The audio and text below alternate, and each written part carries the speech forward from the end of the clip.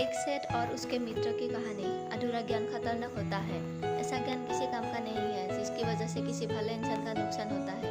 एक सेठ ने अनजान व्यक्ति को साझेदार बनाया। सेठ का मित्र जानता था कि नया साझेदार ठग है, लेकिन उसने सेठ को यह बात नहीं बताई। ज्ञानी और अज्ञानी व्यक्ति को आसानी से समझाया जा सकता है, लेकिन अर्धज्ञानी व्यक्ति को स्वयं ब्रह्मा जी भी नहीं समझा सकते हैं।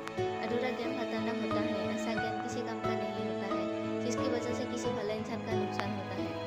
अधूरा ज्ञान किस तरह नुकसान पहुंचा सकता है, इस संबंध में एक लोक कथा प्रचलित है। जानिए ये लोक कथा।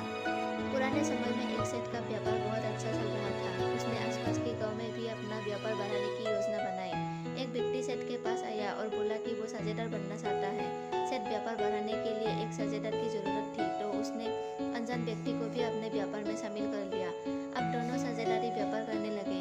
नया साझेदार बहुत मेहनती था। सेठ और साझेदार की मेहनत से व्यापार एकदम तेजी से बढ़ने लगा। सेठ बहुत खुश था। एक दिन सेठ का करीबी दोस्त उससे मिलने आया तो उसने साथी साझेदार को देखा। सेठ का दोस्त उस साझेदार को पहचान गया कि ये तो एक ठग है, चोरी करता है। सेठ का मित्र खुद को शास्त्रों का जानकार और ज्ञानी मानता था।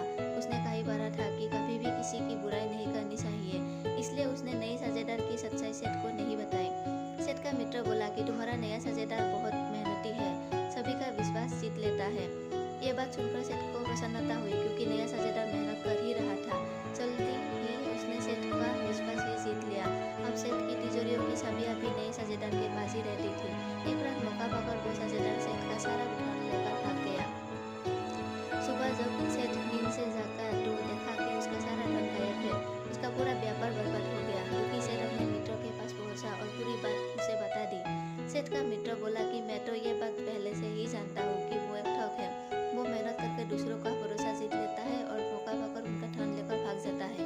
ये बात सुनते ही सेठ को क्रोध आ गया। उसने मित्र से कहा कि तुम्हें ये बात मालूम थी तो मुझे क्यों नहीं बताई? मेरी जीवन भर की कमाई लूट गई है। सेठ का मित्र बोला कि मैं कभी किसी की बुराई नहीं करता हूँ। बुराई करना पाप है, ये मैंने शास्त्रों में पढ़ा है, इसलिए मैंने उसकी बुरी बात तुम्हें नहीं बताई।